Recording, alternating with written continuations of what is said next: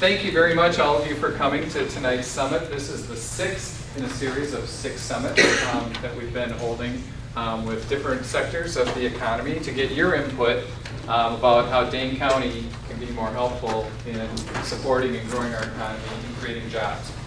Tonight's sector is small businesses and minority businesses. If you're from a different sector, feel free to still speak up. I mean, we're letting anyone from any who can make it give any information that they have to give. Tonight, Ray Allen's going to be facilitating the meeting. We'd like to thank Ray. We'd like to thank Genesis Development Corporation for allowing us to do this in here tonight. It's very, very kind of them. And what we're going to be doing is, well, let me just do some housekeeping. You probably already have done this, but if you haven't, please feel free to sign in and let us know who you are. And if you'd like to speak, feel free to circle the yes and pass that up. If you didn't do that, or if you put no and you decide you want to speak, you can speak anyways, just raise your hand. We also have a survey we're asking you to fill out if you haven't done one of these yet.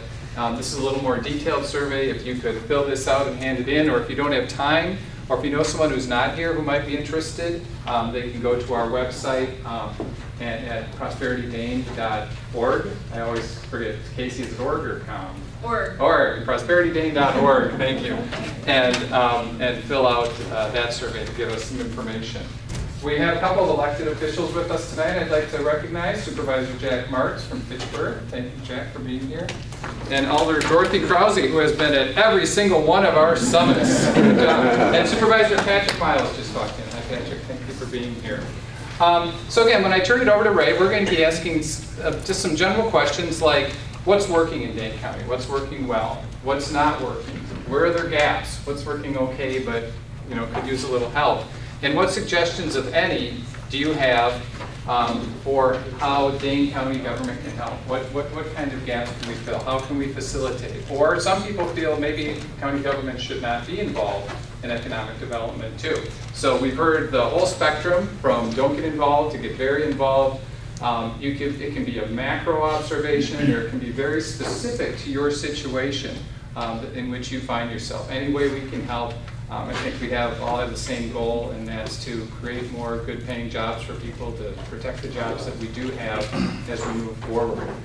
So I'm going to turn it over to Ray. I'm going to do my best to just listen, and if need be, I can answer a quick question or give some input. But I really want to use this as an opportunity to hear what you have to say. So thank you again for coming tonight. I appreciate it. And Ray Allen, thanks, Ray. Thank you, Joe. I appreciate it. This is going to be real informal. And I want you to be relaxed. But what I think is most important is that you're honest. That you each have individual experiences, you've got concerns, and he needs to hear that. The county needs to hear that. So Joe started out with a couple of things, and just to start out with some thoughts of what's working, what's not, what needs to be changed, what can the county do better, or even just in the area do better, because Jennifer Alexander's here, so you can address that too. And think about your own individual experiences and where you are now. Where do you want to be in 5 years, 2 years, 1 year? And what can the county and the region do to help you to achieve that goal?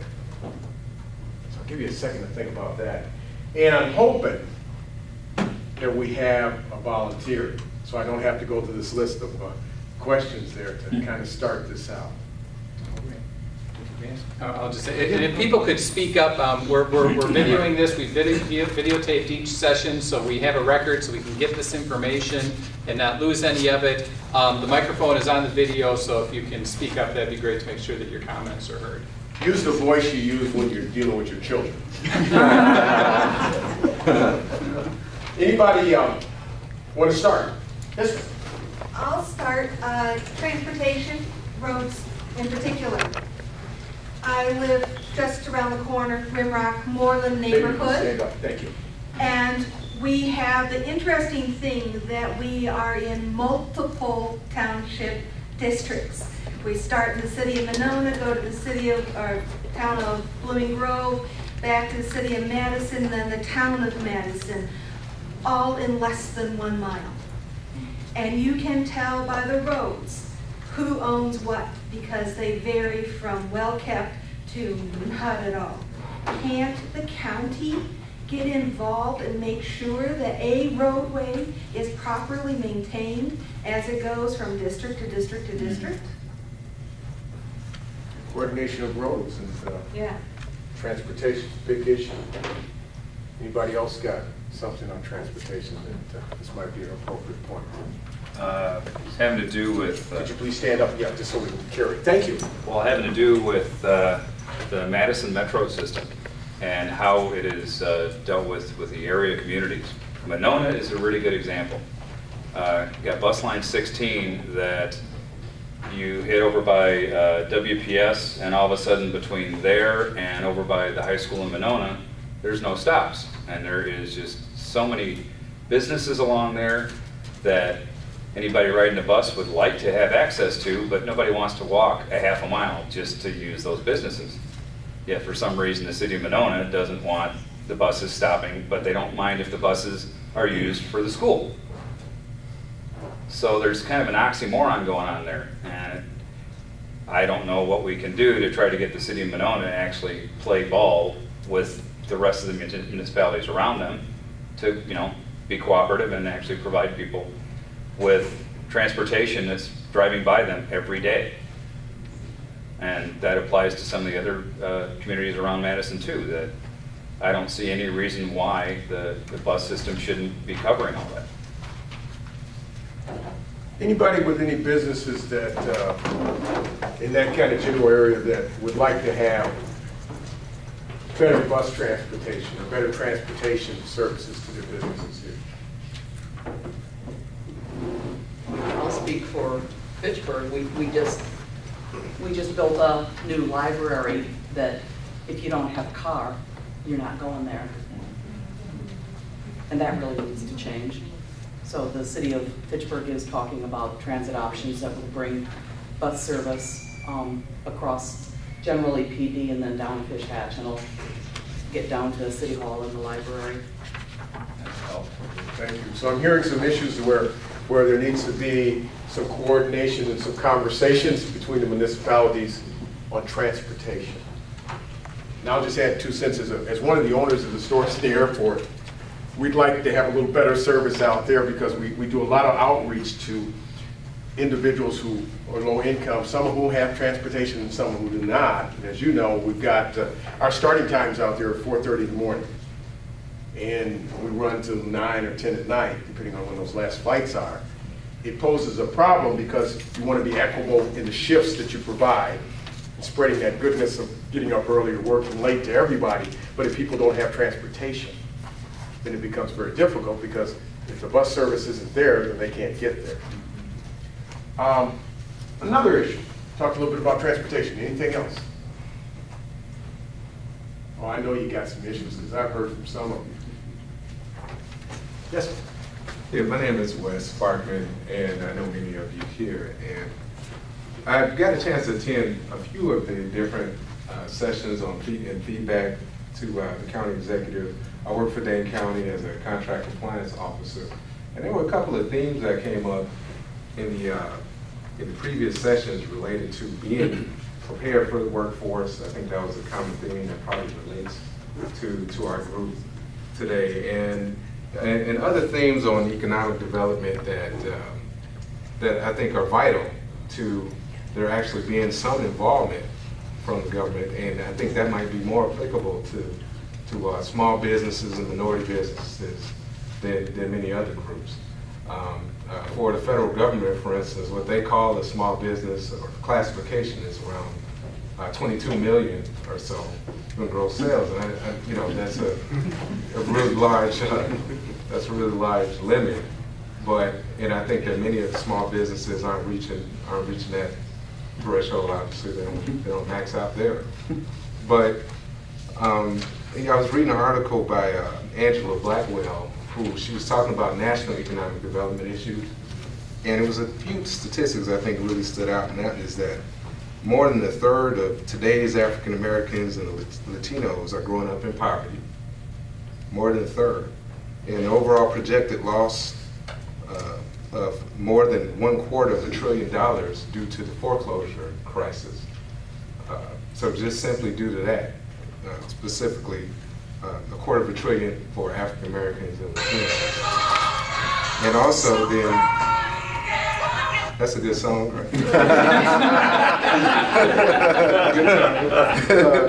Then the majority, another one is that the majority of youth under the age of 2 are of color. So the majority of youth under the age of 2 are of color. And I think in the preparation and the planning and the involvement of the government, considering how the demographics are changing. And that's, I hadn't really said much in the previous sessions, but those are some statistics that I think affect what we're planning to do and why this group might really have a greater need to speak out about the potential of crisis and involvement of people and how we need to interact. So, Thanks, Wes. yep. Tell me, what do you think is working that the county's doing? Or tell me what's not working that the county's doing. I'm Mary Ann Moore. I'm Director at Commonwealth Development. We do a number of things, including affordable housing, youth development, so jobs for teens are very important. And we also work with small businesses. We run 2 small business incubators, Madison Enterprise Center, Main Street Industries. I think what's working as far as the county, I serve on the County Economic Development Committee. Through a lot of effort on a lot of people's part, we were able to launch the website for the county. I think that's been helpful. But I would, this is kind of answering the second question too, would love to see additional resources put in to supporting our small businesses in the community and helping grow new businesses. I feel like the county really hasn't put those resources to date in economic development, and I think that's just critical. I don't think it can take the place of human services, social services, but I think it's an important part to add to it.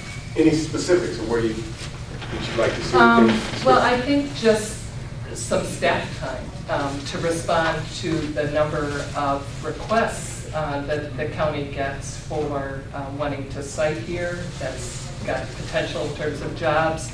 Certainly for our business incubators, we're seeing a number of food businesses that have been successful, Potter's Crackers, Underground Food Collective. We're also seeing green businesses thrive, Full Spectrum, just graduated out. So I think resources in terms of staff time would be critical. I don't know, maybe I should wait in terms of answering the question on what hasn't been working as well as it should. I think is, I would love to see more true coordination, collaboration between the county exec's office and the county board.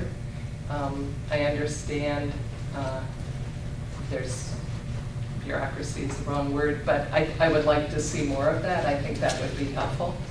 Certainly coordination between the city and county would be useful. I think having an organization like Thrive looking regionally makes sense. But I think sometimes the bigger businesses might get more attention. And I think our community is very lucky. It's really blessed in having a mix of different size businesses, different types. And I think being able to keep that and then expand it would be really valuable. Thank you. Aaron brought up a couple of points. Resources. What do you think the county needs to do in terms of resources to help your businesses grow? You don't need any more?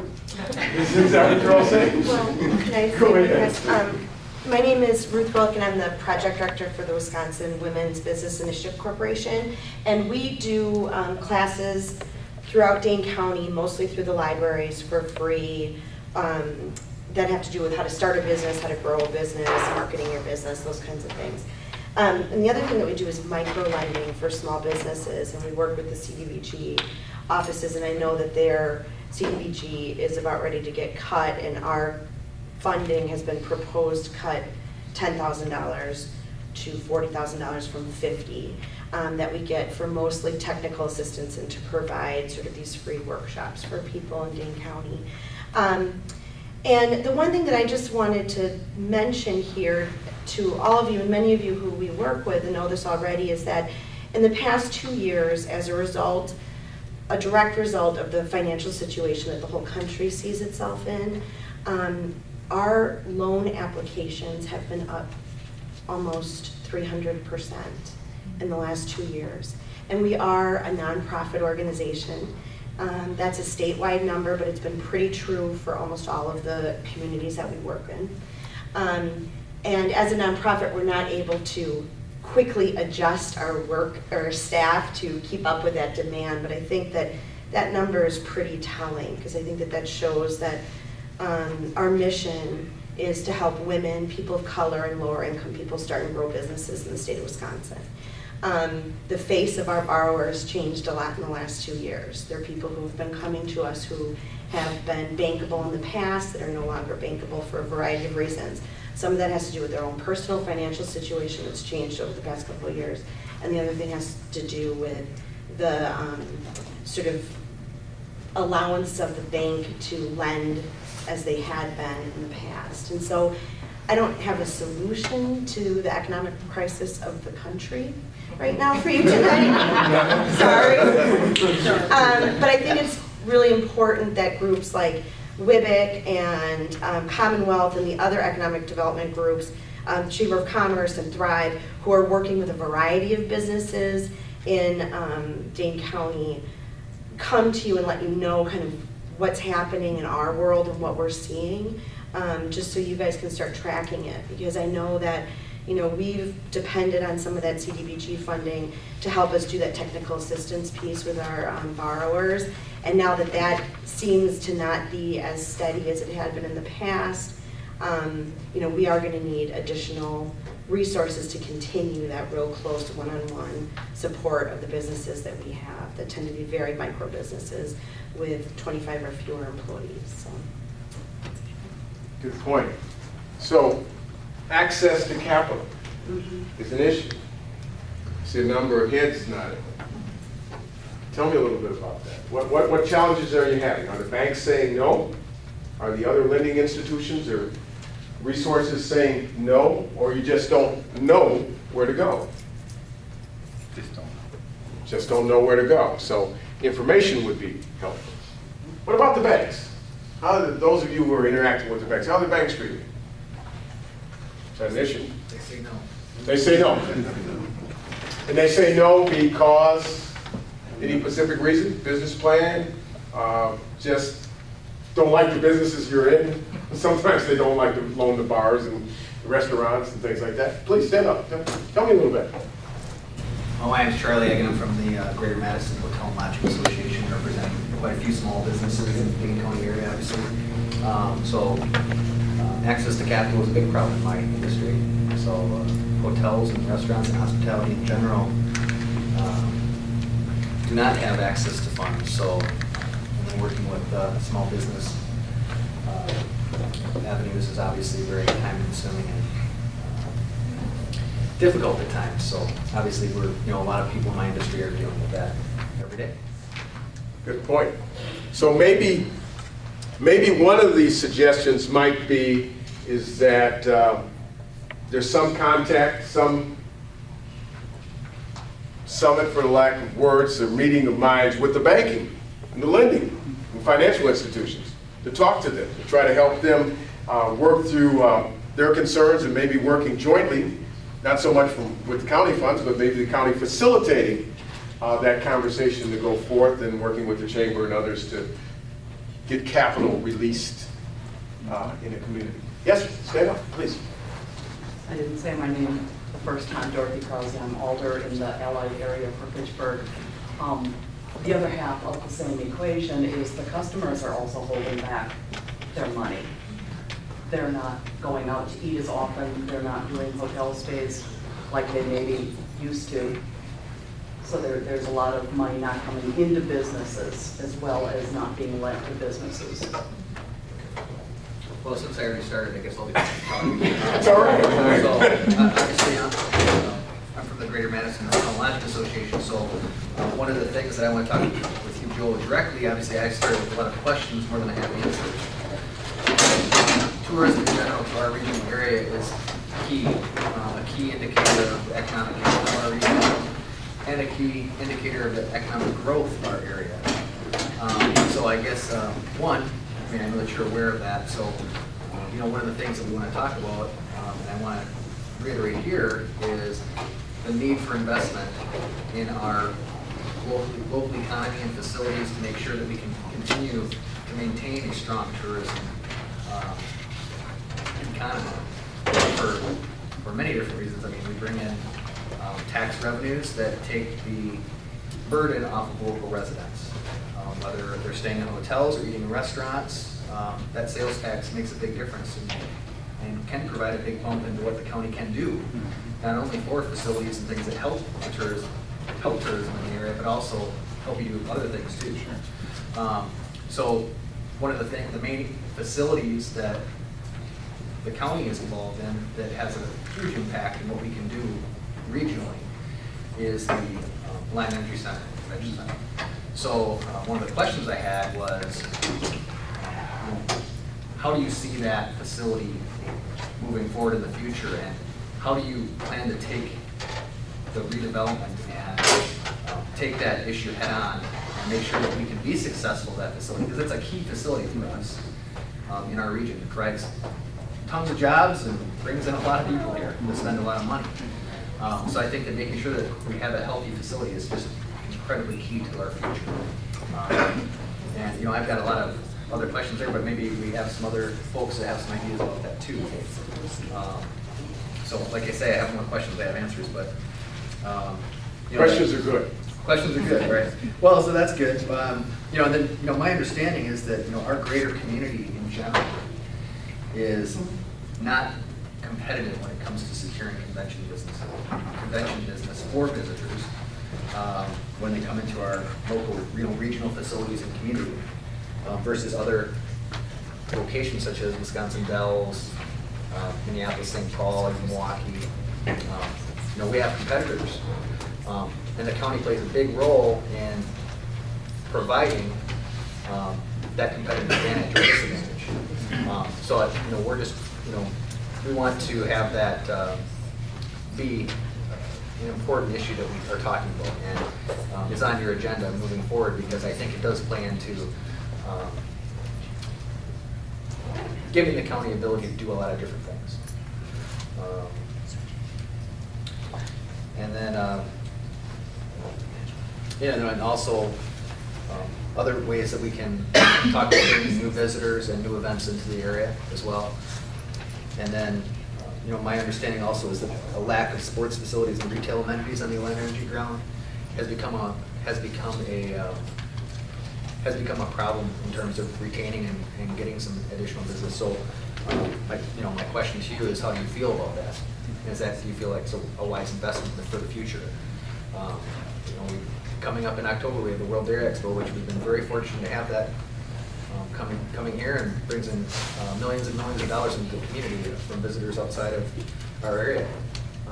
We want to make sure that we can remain competitive and keep that type of event, and then bring other events similar to that to Madison, because we have a great place here. We've got a great regional area. I personally manage a hotel in Verona, and we are not part of the city of Madison, but we're part of Dane County, and trust me, we benefit from those facilities as well out there. So it's important to know that.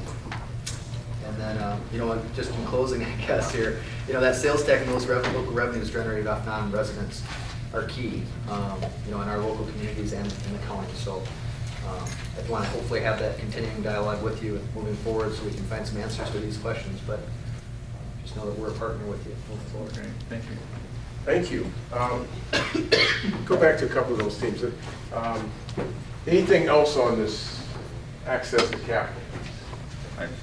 Please. Another area that might help economic development in Dane County, particularly Madison, is this county is very manufacturing poor, and it's primarily service industry, which means fairly low wages for a lot of the people working.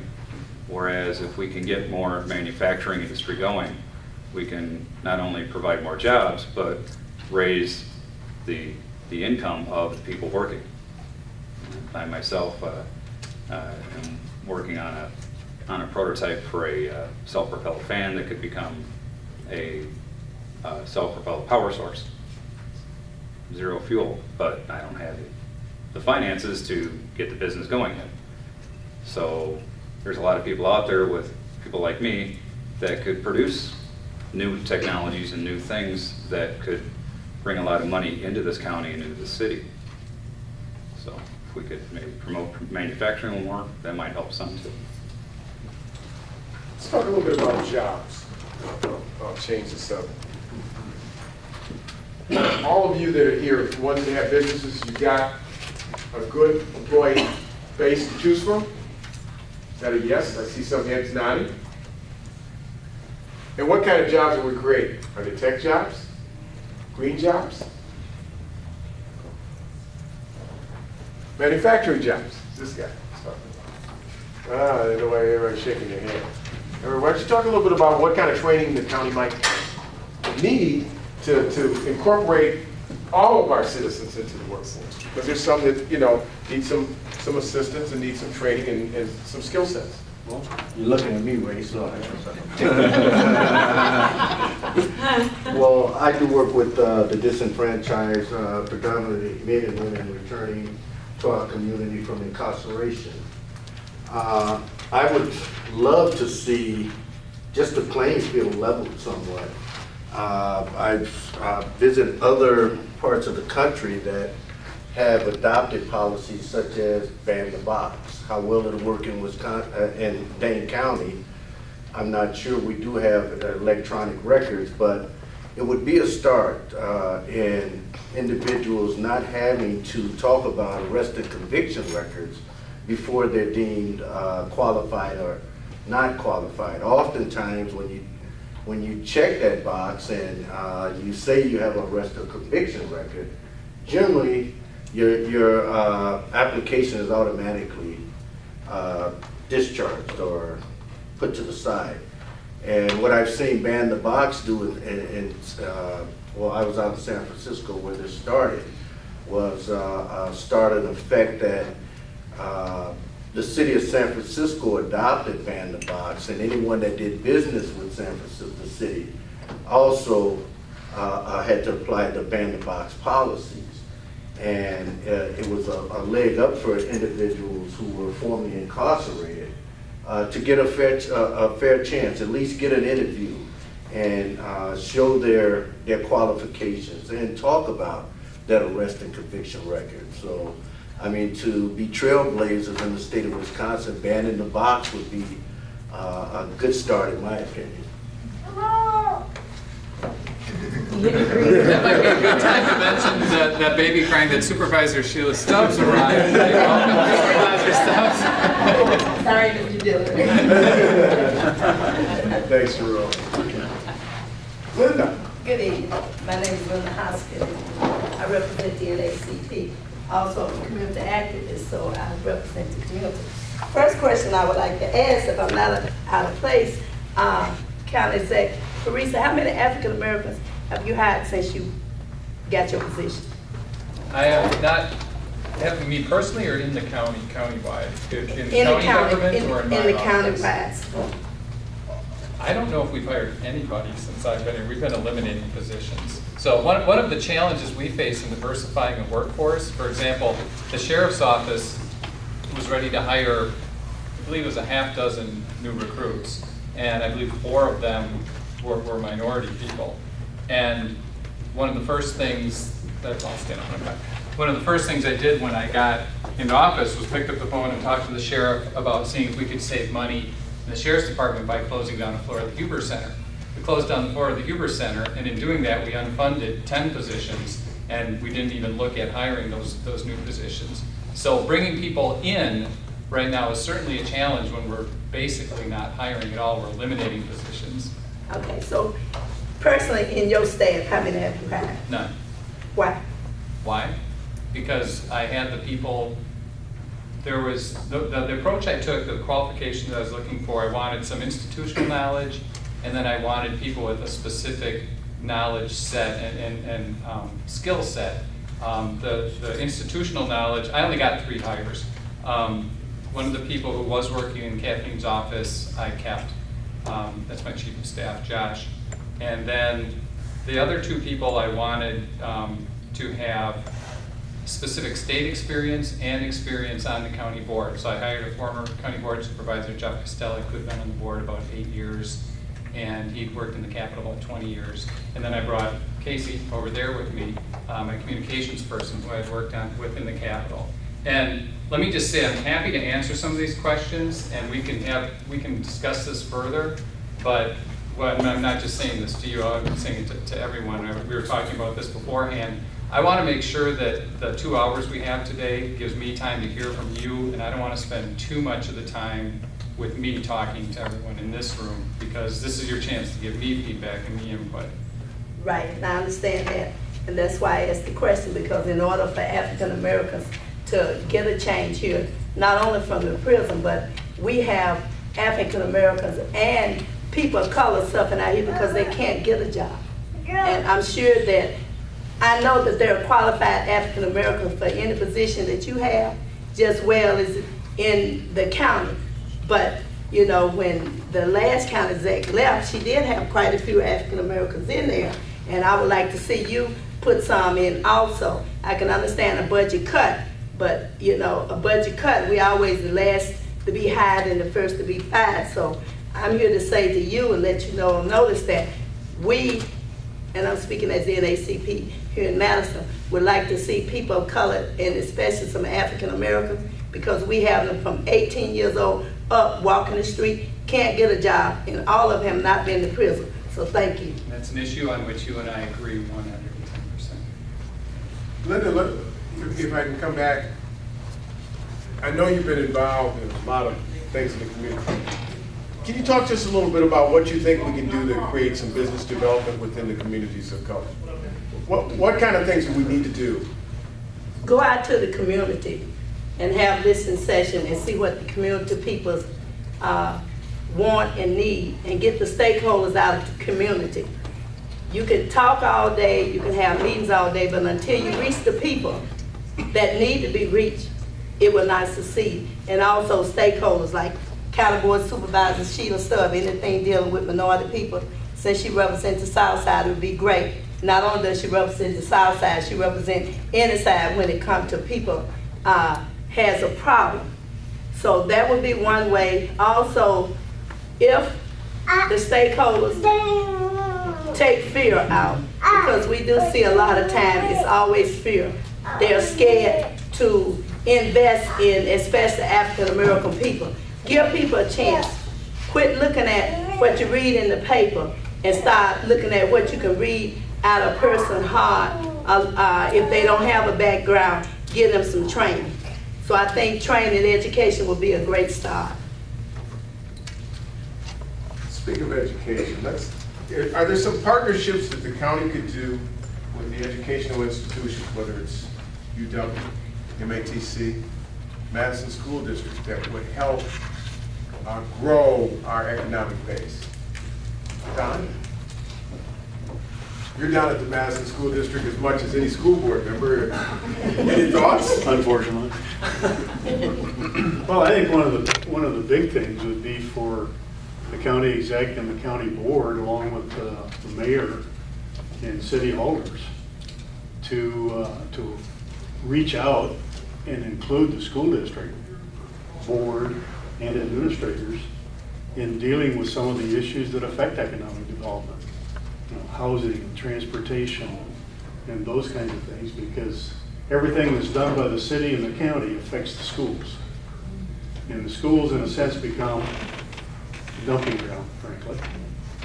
And I think the really big thing that the county could do, and I think you, Joe, as the county exec, and Mayor Soglin, this community has got to expect better achievement and better preparation for career entry, for college entry.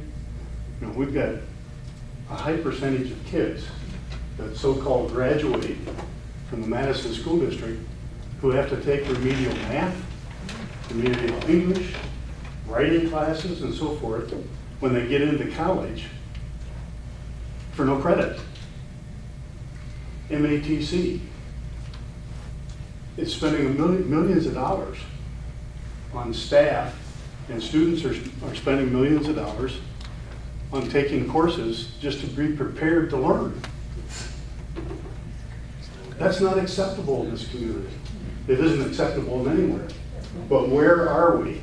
Where are you people who have the pulpit, if you will, demanding and facilitating how expectations and standards can be raised so that kids are not sentenced to a lifetime of poverty? Because that's what's happening. And, you know, and I'll say it point blank to those of you who are minorities.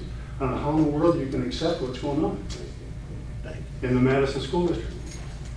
We can't afford to do that. It's not fair to the people as human beings, let alone it's not fair to this community from an economic standpoint.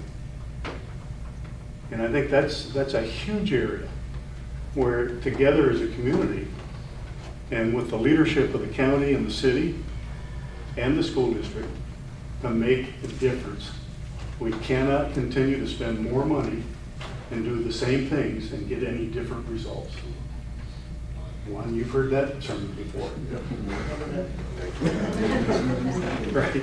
So I plead with you to take initiative to get involved with the educational system in this community, particularly at the K-12 level.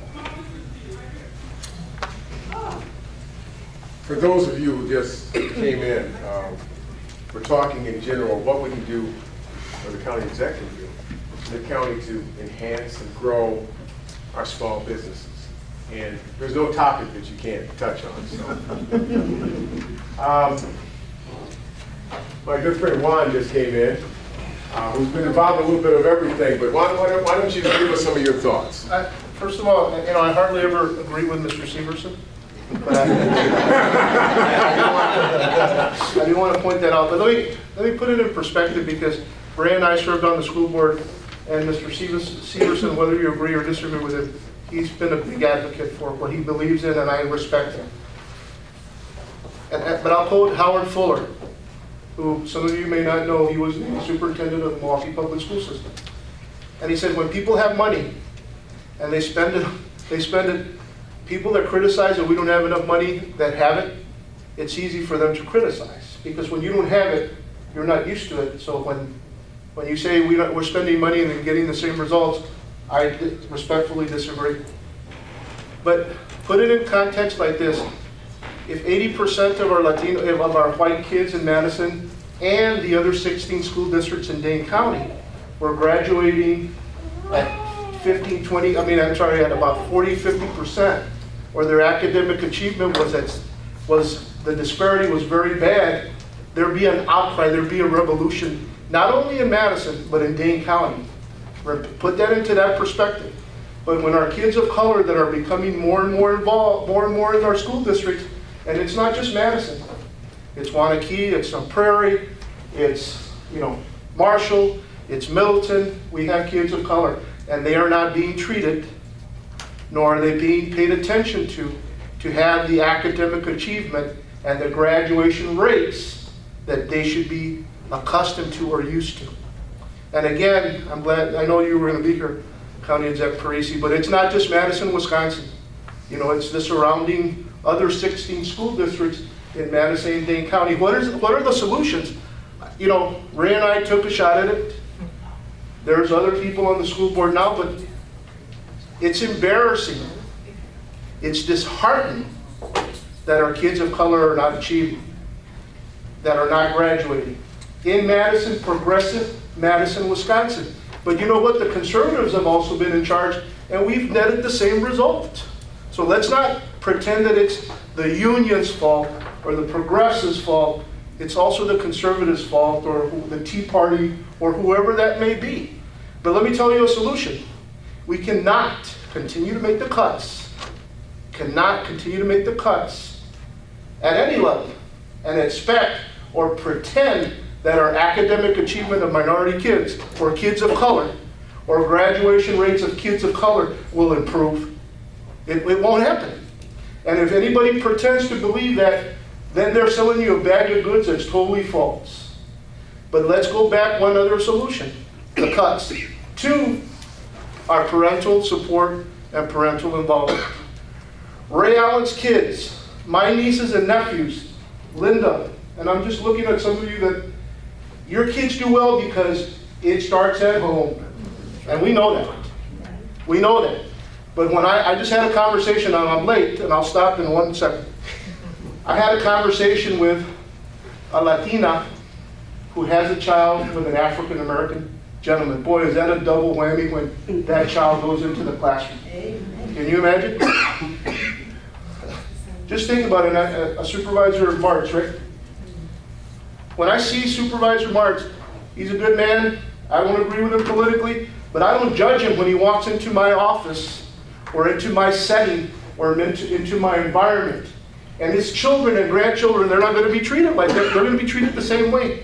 But when my nieces and nephews that are brown skinned or have an accent or look different, they're going to be treated and looked at differently.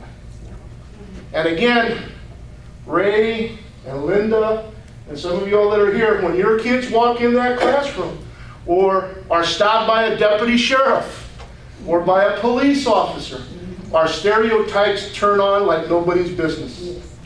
And I know it because when I worked with young people for 20-some years, when I walked into neighborhoods and I was a Hispanic big guy with black or Latino kids, boy, watch out, because they're here to cause trouble, which was not the case. But think about it. When you go home today, think about it. Whether your children are black or white or brown or Asian or Native American, how we treat people that look different like us. I wish I could teach that to county employees, city employees, school district employees, school boards, but it's hard. It's a lot of work. And then we also have to, and we want our parents to take responsibility, but we're cutting the exact programs that affect the parents and their children to provide that support that Representative Martz, Mr. Parisi, Mr. Allen have the economics to do it on their own. Well, guess what? Not everybody does. There has to be a common ground between all parties involved. Like I said, I respectfully most of the time disagree with Don Severson, but I agree with him on this. We are in a crisis, folks. We are in a crisis. Because when our children don't thrive academically, then our community does not thrive economically. There's a correlation there.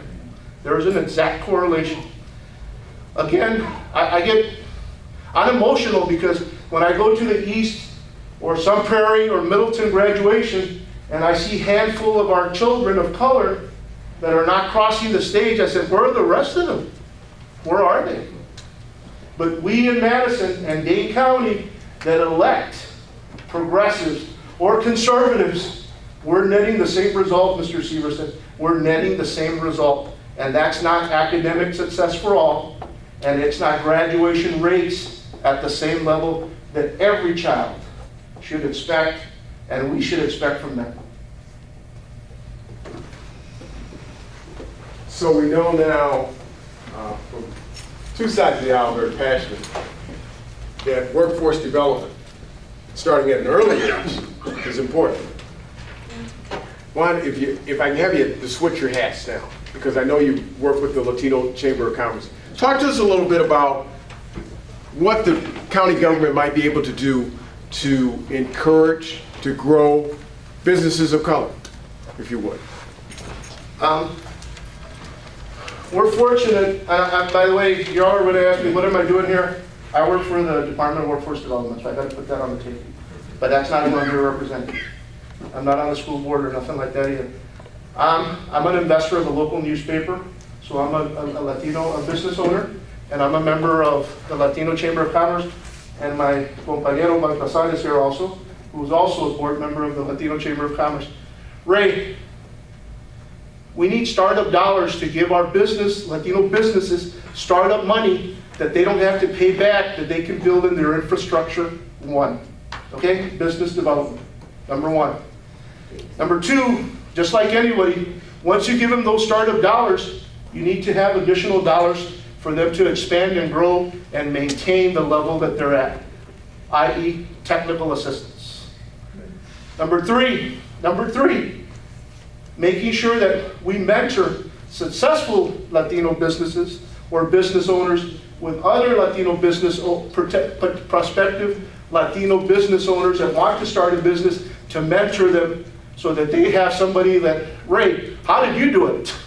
Ray, how can you help me? Okay, mentoring. 4 is integrate them into the regular chambers of commerce.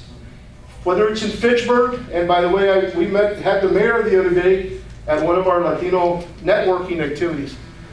Coalesce, work with the chambers of commerces of Dane County, not just Madison. But sometimes we're not welcome. We don't fit in. So guess what? We got to start our own. I mean, that's a reality. Madison has taught me how to segregate when I was not segregated. I'll tell you one thing. It has taught me how to segregate when I came, but then again, I was a majority where I'm from. So segregation came different to me. I think another one, how to apply for small business administration and other governmental entities to help support, to help develop, to help expand Latino businesses, because we will hire people. We will teach them all the things they need to do, and also teaching them English. Because remember, a manager at a restaurant, and all of you go to restaurants all the time, versus a dishwasher or a waiter or waitress. If you don't know the language, I'm going to keep washing dishes and cleaning the tables, or cleaning the rooms at the hotel. If you teach me the language, I'm going to become a waiter. If I'm good at being a waiter or being good at cleaning the rooms for you, I may become an assistant manager. And guess what? I might become a manager. And guess what? Now I want to buy a franchise. What a novel idea. It's that simple, but it's that difficult. That's the way, those are the 5 things that I would look at, Ray, in helping. And again, we're here to stay. We planted roots. I was talking to the Diaz family who's been here 4 generations. I went with them at a picnic the other day. Their grandparents were here, their parents, them, and other children. 4 generations in Madison and Dane County. Some of them were entrepreneurs, some of them worked for state government, some of them were, one of them's a police officer, Gloria. I know you all know Gloria Reyes, and if you don't, she's a police officer. That's who I talked to the other day. And her brother Oscar works in IT. Those are some of the things that I can point out for Latino businesses that I think will succeed. And again, we're going to fail like anybody else. But what happens when you fail? You get up, you wipe and then you go at it again. And we're going to open restaurants. We're going to open auto places, auto repair. We're going to open grocery stores. But we also want maybe open I'm just using this as an example, a McDonald's or a noodles corporation. I know the Border Patrol company. Some of you may know that company. I know them real well. They're some of my good Republican friends.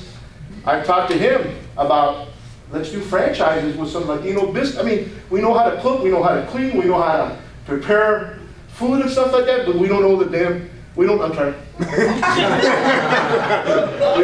take one. I know, it's never stopped me before. But we don't own the franchise, or we don't own the company. And you can make a lot of money, and guess what? We create jobs, our kids do better in school, we buy a home, on and on and on. I mean, that's the American way of life. Just like anyone else, huh? Those are my ideas, Mr. Allen. Thank you. Some more comments. We got a couple of hands up. Let me start here, then we'll go there, and then we'll go there. Starting here? Starting there. Okay. All right. My name is Deborah Green, and I was a business owner, and had a wonderful business from my heart and whatever. Was just started from an idea, and I took that all over the country, and I I tried to do what was necessary and what I was supposed to do, become certified and go on and on and on. I contacted all of the, who was it? I contacted the city, the county, and the state, and I asked, what do I need to do because I'm going to do business? Every time I contacted those entities, they came up with the starting point. The starting point. The starting point. Well, by the time I'd gone to the entities, I was past the starting point. I was certified, I was doing business, and the problem that I had was there was no connection to where I was in my business. I did not need to start. I was already started. I'd been licensed. I opened up a collegiate scrapbook company, distribution as well as wholesale and retail and online. But what I needed, my business was growing so quickly, it was running ahead of me. So I had to run quicker just to keep up with my business and the demand from scrapbookers. I had to explain to banks what the business was and what the business did. And I got wonderful comments like, oh, my wife does that. I said, I imagine so. It's a $2 billion business. I imagine your wife would do it and do it well.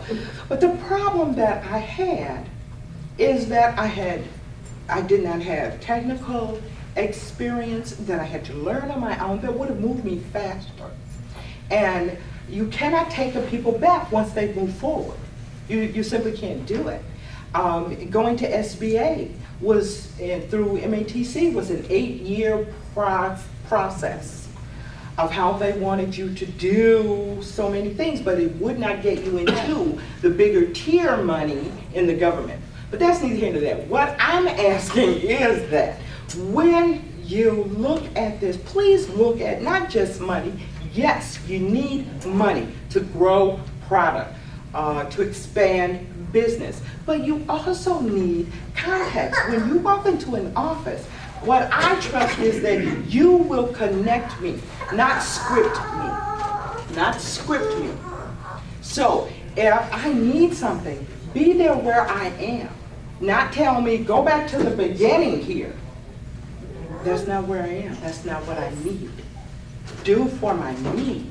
So if I come into an office, I'd like to have the confidence that when I am there, they can either say, Deborah, you do not need us, and we cannot do for you. That way, I can get right on out of your office quickly and get right on to the person or the connection that can help me where I am.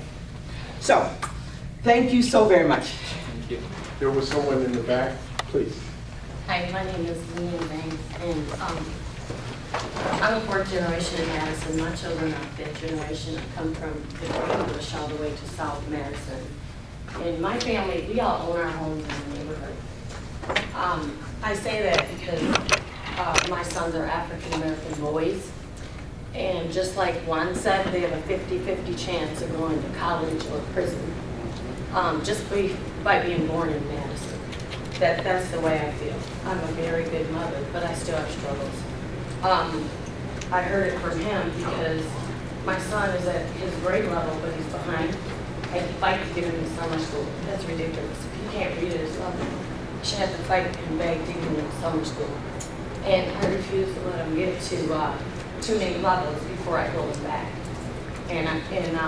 So I do agree with what you're saying. It's like we're going through the same stuff and we're getting the same results. I went through the school system. I'm 42 years old this year, and I see the same stuff that when I was in school happening again. I worked in housing and I helped families. I worked in business lending and I helped businesses. So exactly what she's saying is the truth. You can keep going to classes all the time and getting information, but if there's no mentorship and there's no business-to-business development, nothing's going to happen, or you're going to, keep stirring your wheels until either you get up or you actually make it, because some people do make it. So I just have to say that in the housing area, there's not enough resources for the minority people. And when I say that is that there are studies that show their income, there's studies that shows everything. So you really can look at that and show that the minority people do have a lower income, so there's got to be some sort of supplement or help in there. And I say that in my neighborhood, I was blessed to own my home, but when my children get to my age or younger, I don't know if they're going to be able to buy a home in my neighborhood because we're being priced out. So what I say is that one, in housing, we need to look at reserving affordable housing in the areas that people want to live at. Two, we need to educate in the housing when we're young. I can say one example, I worked with homelessness and I helped mothers get from the shelters into housing with some of the road home and other programs. But 8 years later, the daughter would be homeless with children. So there's no lesson taught in that. That's like a recycling business. And the daughter would come to me, Miss Banks, I'm homeless. So I say that because we're not doing anything in school to prevent this. Children need to know how to pay rent. They need to know how to have an income that could pay the rent in Madison. You need 2 or 3 jobs for 1 bedroom when you come out of high school. And the children don't know that. Then they sign leases and they get in contracts that they don't understand.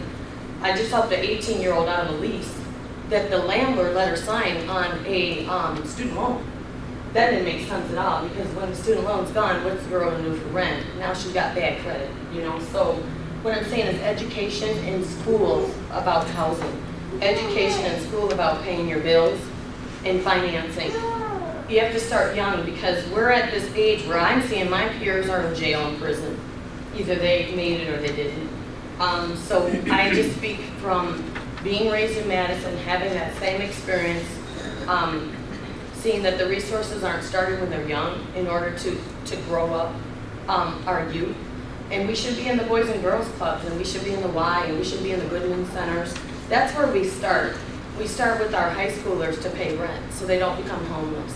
And we start with our junior highs in business development and money management with asset builders. They're already here. Everybody's here. WIBIC is here. They can make your money talk. We should be at the Boys and Girls Club with that, with parents. You know, the bus is already there. We all need to get on the same bus and kind of work with our resources, collectively put them together and actually utilize them. MATC knows the kids aren't graduating. You know this. So the point is, like, we keep saying the same stuff, but we haven't really added anything new. And then when we do, it doesn't happen. My experience, the mentorship, business development doesn't happen. A startup business should be mentored by a business that's already happening.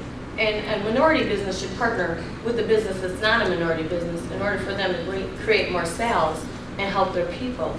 So I know that I talked a lot, and I've got a lot to say, but I at least wanted to plant the seed to say we're all here, but we're not working together. We're so separated that we haven't brought our resources together to make them really an impact for the community.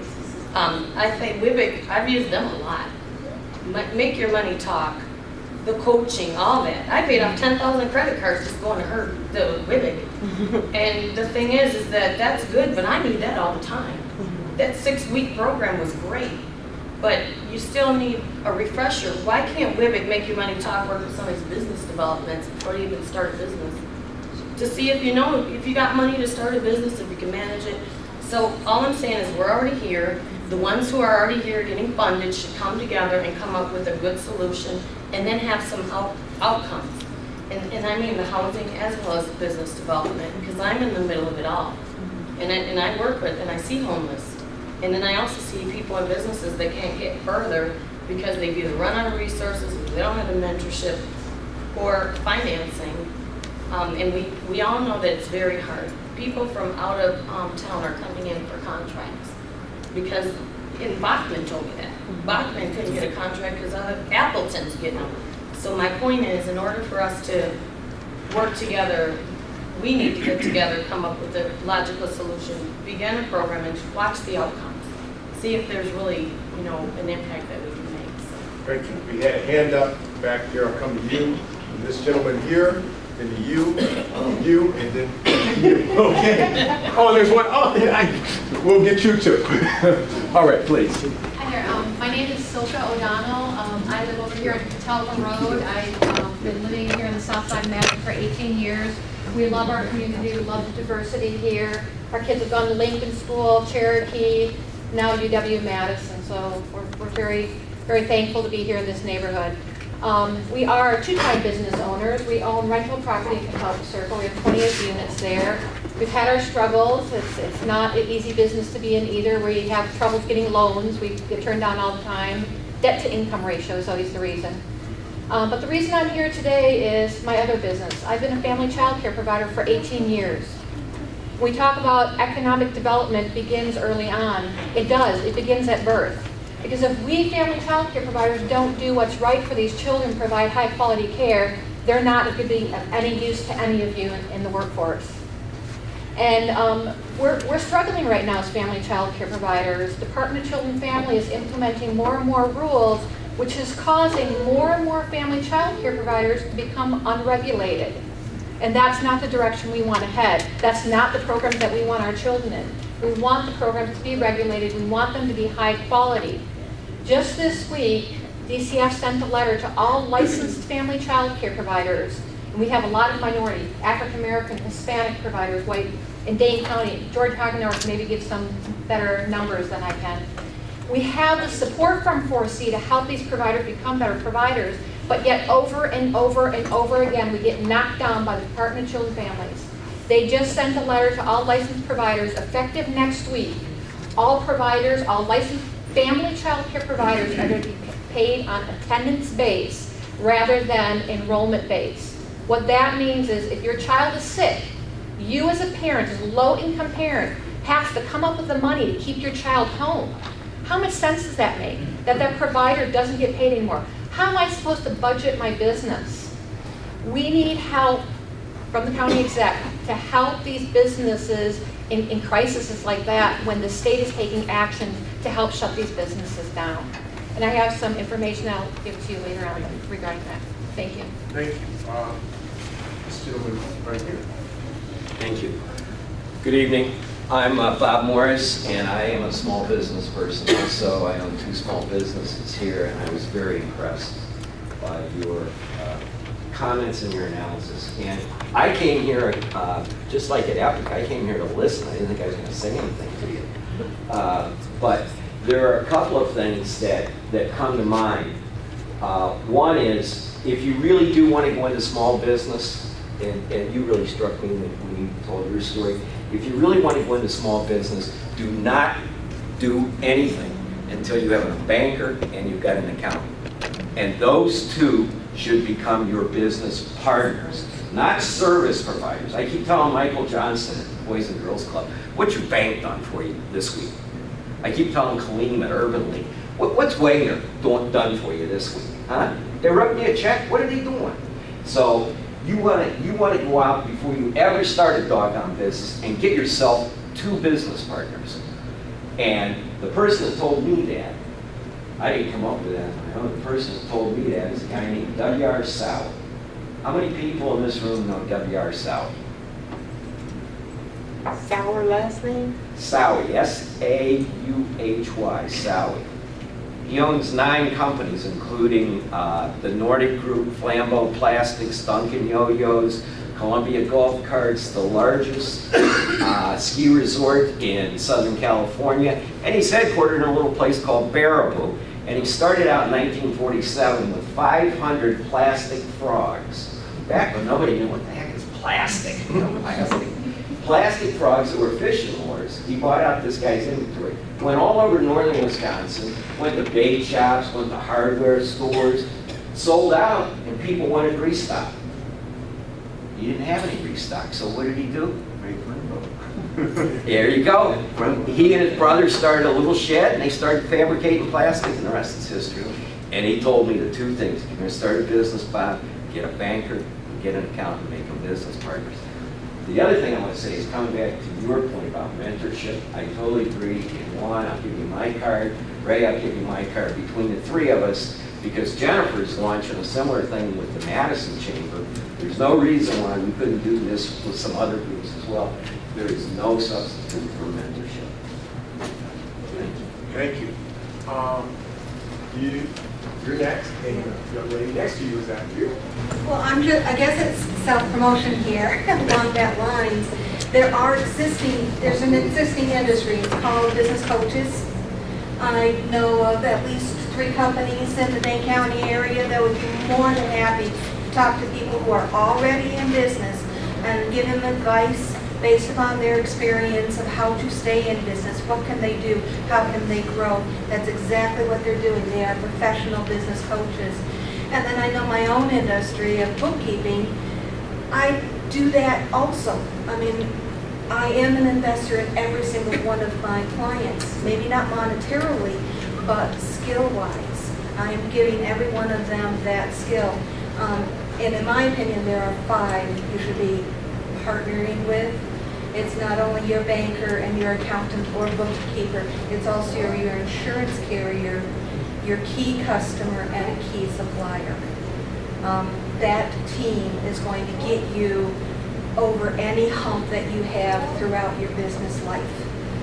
Especially if you happen to fall into the black, those are the 5 you want to consult with to develop your plan.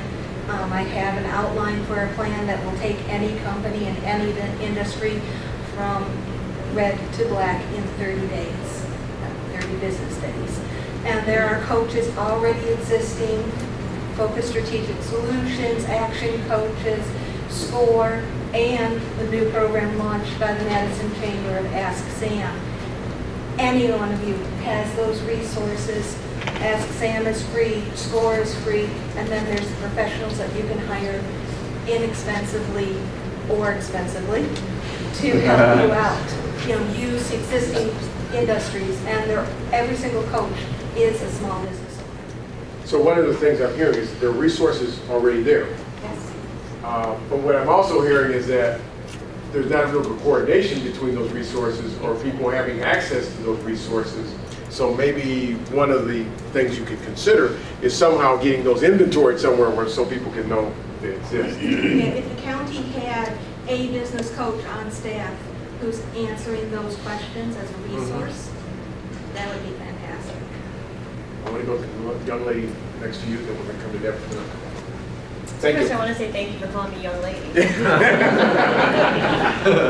then I just want to switch gears a little bit. My name is Amy Mosher-Garby. I'm a small business owner at a different venue. I'm a human services provider. I do drug and alcohol counseling and mental health counseling here in the city of Madison. And I came out of the public sector, so I've been at Hope Haven, and I've worked with ARC and consulting with them. I work with Porchlight. I still work with Porchlight. I went into private practice because I have 5 kids of my own, and I needed to set my own schedule. But my commitment has always been to serving people who didn't have access to other services, and I have to say that up until probably the last couple of years, I could make a living doing that. And so I'm here to kind of remind the county that human services providers aren't necessarily charity. Those services that we provide are the services that are supporting the parents. Whenever I hear education speak, I always say, well, that's us too. We can't sustain more cuts. We can't, and I've heard Lynn Green say this, we can't, it's just done. We used to be able to take 5% across the board or 3% across the board. We're done. We've cut everything, and we can't cut anymore. And so, when you talk about investing in the business sector, we're always in another column. We're not even factored into the business sector because we're considered human services. And human services is a business. I employ people. I have 10 contract employees that work for me providing services.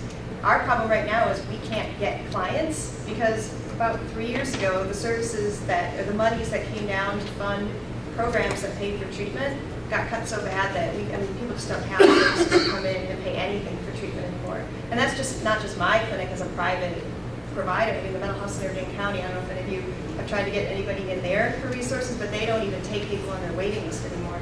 And they're the provider that's supposed to treat the people that don't have funding. So we can't kind of bring our community up as a whole until we take a look at how we can invest back in that part of the sector. I've done everything I can in my business to make it more attractive and more serviceable. I've hired Spanish-speaking counselors. We've gone to an in-home based model where if you can't get to my clinic, that's fine, we'll come to you. And we're not going to charge you for that. We'll do it because somebody might pay for the hour that we're with you, and that's better than you sitting in my office and you not getting there and nobody making any money and nobody getting help. It doesn't matter what we do to add services to our clinic. We can't get people in for services. And so some way of investing and remembering that those human services providers are industry too, I think is something that needs to be considered. We're not just that other column of, well, there's business and then there's like, oh, there's that human services column. We've got to be the hugest part of the Dane County, $200 million a year. 50% of the budget. Yeah, comes to human services. Not a dime to me, by the way. So I don't want to give you the impression that I'm advocating for more money for being. I see people who have Medicare medical assistants who are funded in other ways, but it also strikes me if you want something practical. One of the things I would tell you is that whenever it comes time to dole out county contracts, the RFPs only go out to programs who are on the county contracts list, people who already have county contracts. So people that have businesses like my own never get notified that you're looking for somebody to provide a service. And quite frankly, my overhead is a lot lower than a lot of programs that are out there that are already county contracted provided. I don't have a receptionist, I do my own billing. You know, I can provide that service at a fraction of the price that other programs can, but I never get notified that I can enter a competitive bid process because I'm not already a provider. Thank you. Very good discussion. Go here to Deborah, then I'll come back to you. Oh, just another point is that we have excellent services and resources, but they're not interconnected. They aren't interconnected, so if you can't get something one place, then nobody has an idea to go to another place. Where's the creativity?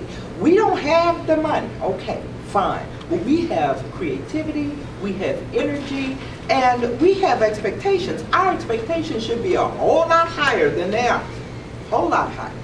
And then we should put as much energy behind that as possible. Because I had it all. I had the accountant, I had the banker, I had the partners, but there was something that wasn't there.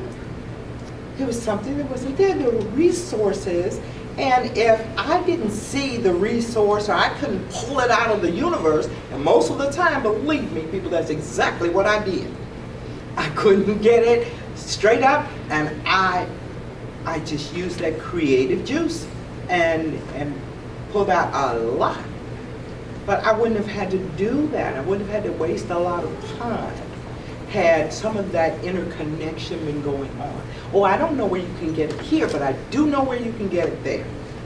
But most of the time we stop where, well, you can't get it here.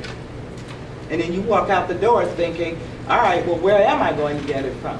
If this place should be open to me with creativity and with ideas, we don't interconnect those resources. We don't. They just stop at the county line, or they stop at the city, or they stop at the state. We don't put them all together.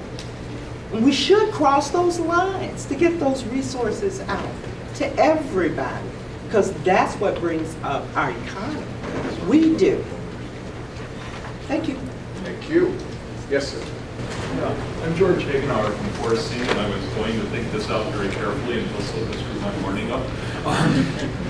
And what we're talking about here is when we talk about child care, it's almost all small business. About 12 to 14% of the child care market in Dane County is owned by an Australian chain.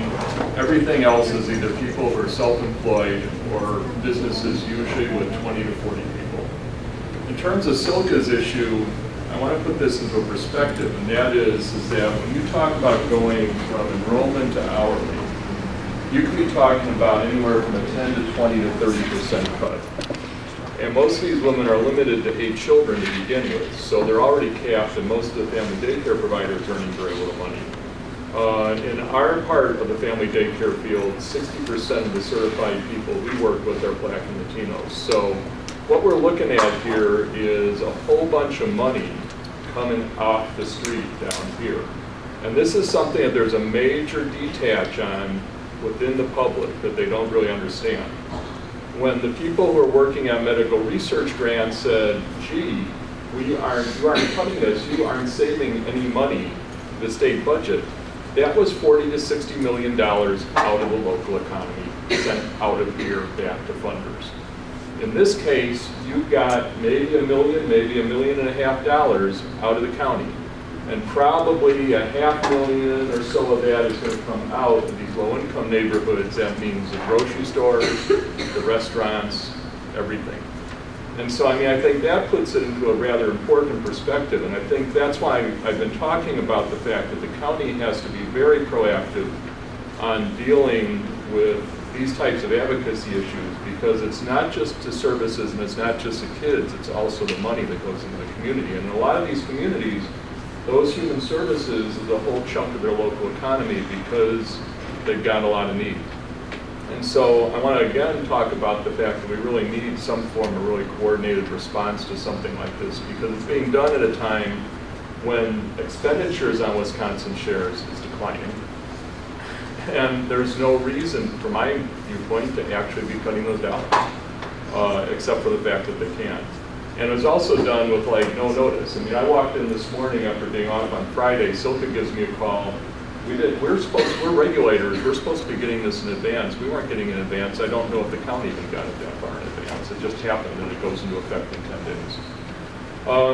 Talking about working people into jobs. I mean, our family daycare providers are predominantly low income. They're predominantly self-employed. We have a situation in Dane County where 60% of the small certified homes that are in apartments and other types of places are blacks and Latinos. If you go up to the licensed homes, which is the next stage up, which is 8 children, it drops down to probably 6%. That doesn't mean that all these blacks and Latinos don't have the skills to run a licensed home. It means that they don't have the square footage, pure and simple. And that's a type of major wall that people ran into, and that is that they get things going, and self-employment today can actually be done relatively easily with a very small amount of capital, depending on what you're doing. But then you reach a point where you need to go to the next stage, and the next stage is when you really start becoming self-sufficient.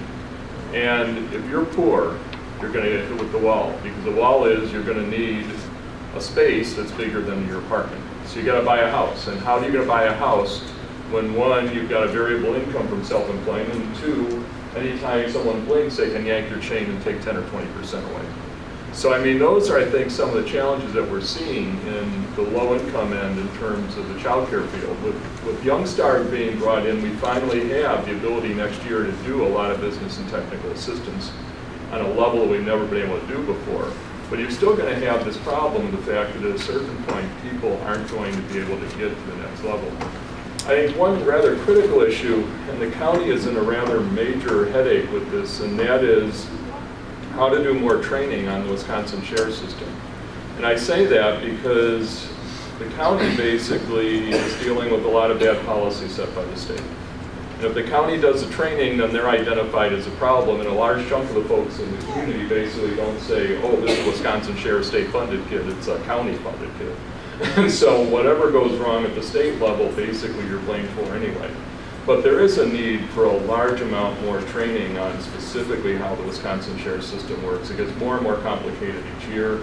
Basically, we have a lot of folks, some of whom do a very good job of taking care of kids, but who don't have a huge amount of education. They get these 4-page forms delivered in the mail, and then they have to read them and learn how all those changes go.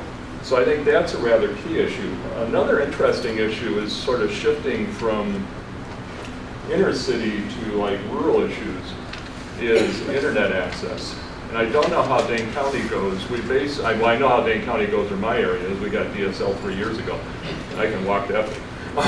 We don't have a lot of opportunities in terms of providers. But I think that that's something you want to look at. Currently, if you're a self-employed person and you want to access the Wisconsin, the food program, which basically boosts up your income 10 to 15 to 20%, you got to have internet access.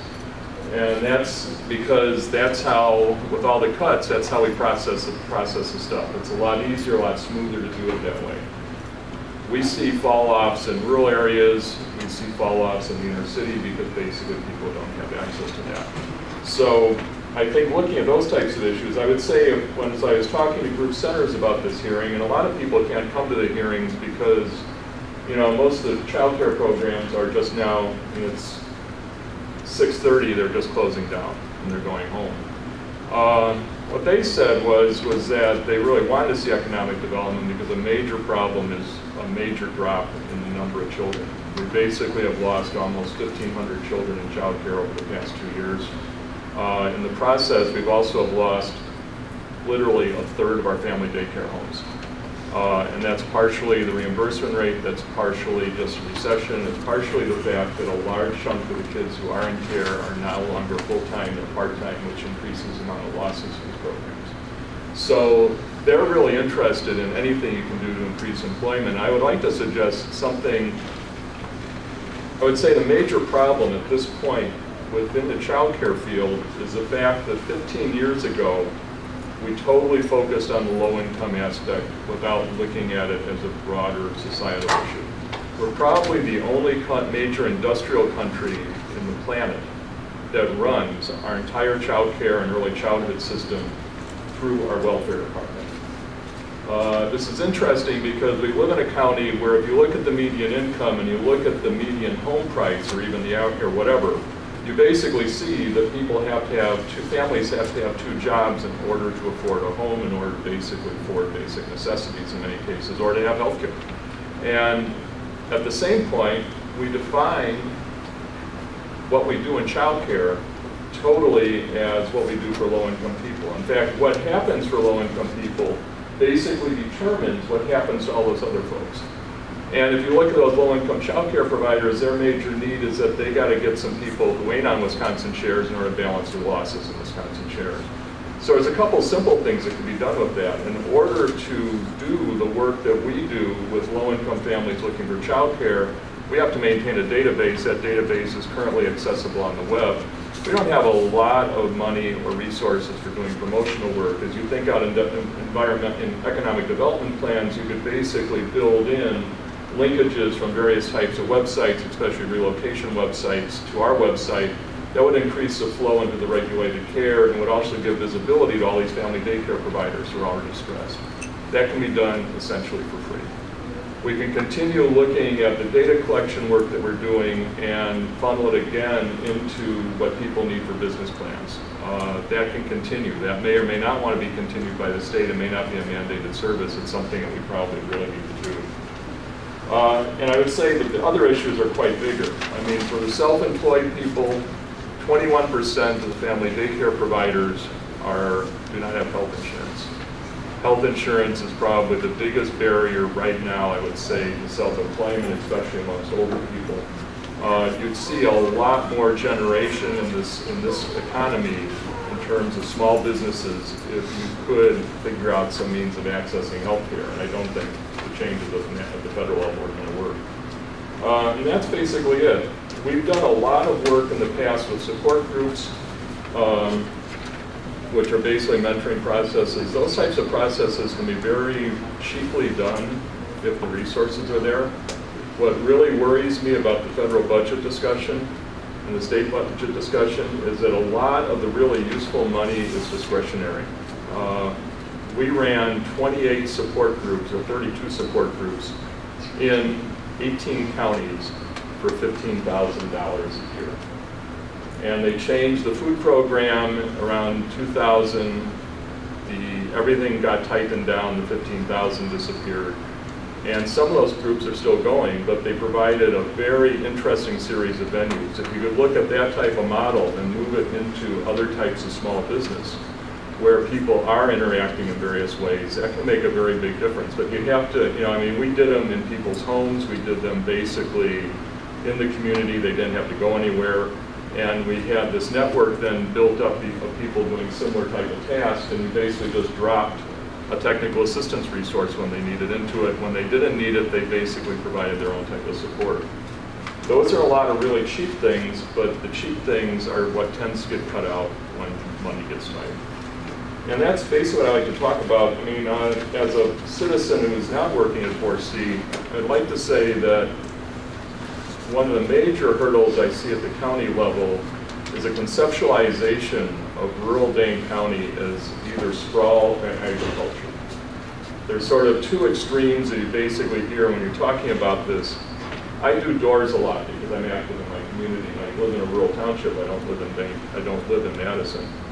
And when I do doors, I would expect that somewhere around 40% of the homes, trophy or otherwise, have small businesses in them, full-time or part-time. That's where construction workers, people who do consulting work overseas, via the internet, small businesses selling things, artists, you name it, the entire gamut. If you talk to the conservatives, well, you got to be agriculturally related in order to be doing small business in rural Dane County. If you talk to the Democrats and the progressives, they say, well, this is all sprawl, when in reality, a lot of these people are basically finding a space that they can do what they need to do as a small business. And so I think looking at some of those types of issues, and they're very complex and very difficult issues. I mean, one of the sons of a friend of mine basically set up a thing in his garage in Madison, and the next thing he knew, he had people down on his back, you know. If he lived in Springdale Township, that probably wouldn't happen. But I think that also identifies some of the problems that a lot of the folks in this community are facing, and that is you set up a home business, you start attracting attention, you have problems. So figuring out how to make that space open for the self-employed and figure out how to do rules that actually provide them some protection would be a really good thing. In our case, one of the major headaches that we have periodically is local governments coming down on family daycare when under state law it's illegal to do that. If we just had a lawyer, like at the county level, who could then give a call, because I call and the lawyer just laughs at me. But if someone was cracking down in a small town or a village or somewhere else, we had somebody who we could then call up who was a lawyer at the county who could say, well, the state law says this, how do you work? That would solve a lot of problems. It also would, in some areas, really reduce the cost of care because you'd have other small businesses opening up. So, thank you for the hearings. I'll try to write this up in a more coherent fashion tomorrow, providing something that works. Thank you. Brenda, you had your hand up, and I'll come back, and then Juan. Well, I help run several different businesses here in Madison. They're all nonprofits or cooperatives. But I wanted to sort of share sort of what I've seen in the last few years. I work at the building called the Social Justice Center. And in the Social Justice Center, we're landlords, we rent our spaces out to people. And those of us who have purchased into the building, our rent hasn't gone up for 10 years because we were able to, through paying our rent, pay the mortgage, and then our rent doesn't go up. But in our building, in the last 3 or 4 years, Wisconsin Citizen Action used to be across the hall. They used to have 9 employees there. They've moved out and they've gone back to Milwaukee, and all those employees are gone. WYOU, the community television station, moved into their spot because of AT&T and deregulation. 3 of those employees have now lost their jobs. Back in the back of the building, Wisconsin Community Fund, they used to have 3 full-time people there. Now they have 2 part-time people who work there. And then at the Tenant Resource Center, we've gone from 6 full-time people down to 3 full-time people. So that's 18 jobs in our building alone, and that's just the upstairs. It doesn't count the incubator folks in the basement. And I'm also on the Rainbow Bookstore Cooperative, and we used to have 3 full-time people, and now we only have 1. So that's 20 jobs in the last 3 or 4 years in the organizations that I've been involved with. And so when Ray keeps saying, what do you want to do to grow your business? I'm like, I just want my business back. Because, it really is, I just wanted to sort of point that out, that a lot of the damage has been done, and what's ending up happening is that we're now seeing that on the other end of things where, the vacancy rates are low right now. Landlords can really choose to do, to rent to whoever they want. And I have people coming in who work full-time for the state who can't get places to live because the landlords can be that choosy about who they rent to. And so I just sort of wanted to point that out, is that a lot of this damage has sort of been done. When George talks about childcare, I've lost several of my employees because it's cheaper for them to go home than it is for them to pay for childcare, and that's very frustrating. You did ask, though, for some positive things about what the county can do, so I tried really hard to think of a couple things. And so the first one is, because my office manager is now only 10 hours a week, I have 5 W-2 employees, community service people who work in my office. And something has to be done to make that program more humane. I know one of my people was admitted that she's puking all day long, but she didn't want to go home because if she went home, then she wouldn't get paid, and then she couldn't afford to pay her rent. And so, I think something has to be done with that program to make sure that the people are getting adequate supervision. The other thing is that when the people come to me, sometimes they have absolutely no skills at all, and all I can tell them to do is answer the phone for me and take messages, or fold brochures. You know, and I'm like, who wants to come in from 9 to 3 3 days a week and fold brochures, you know? But somehow they don't have any skills when they come to me. They don't even know how to turn on the computer. They don't know, you know, how to use an Excel program. They don't know how to use a lot of the things that I need to enable to make them be usable for me. And so I'd really like to see some sort of better matching of people with the programs that they get sent to. And also maybe helping us on the other end be more creative about how we can help people grow into those skills a little bit better. Because frankly, I don't have time to be teaching somebody how to use the Excel spreadsheet. But if I could somehow figure out a way to teach people in steps, or to provide a program that would help them learn these types of skills, I'd be happy to participate in that, but I don't really have the time to create that on my own. So that's one thing I was thinking about. The second thing I was thinking about is, well, today I fixed my own printer, I fixed my own computer, and I am about to start doing my own accounting. And so that's 3 different people who I am not calling to do services for me. And I was thinking, man, that's really bad, because that's really hurting the economy. And what I started thinking about is, you know what, I think maybe the county and the city and other governments can maybe do a lot better at buying local. And somebody mentioned it too about the contracts. Figuring out how we can make sure that our money goes to our local agencies. I know one of my pet peeves at the city was office supplies. We all go to Office Depot and you know, the big office supply stores. We're not keeping that money local here. A lot of that money is going out of our economy. And so I'd like to see us figure out ways to maybe help people, you know, sell office supplies locally, because those are the types of things that I think that are, you know, we can sort of add to our own economy. I also was thinking too, when the county contracts for things, have higher goals for minority and women businesses and local businesses, and have more, give them more points in the bidding process for being local businesses. I really like the ban the box idea. I think that that's really important, because I do know that there's a lot of people out there with arrest and conviction records, and once you have something like that on your record, you can't find housing, you can't find a job. You know, recidivism is what's left for you a lot of times, and I think some people are struggling so hard and trying so hard, and they just have no place to go. The other thing is that I was just going to say that the multiplier effect, how it is for buying local.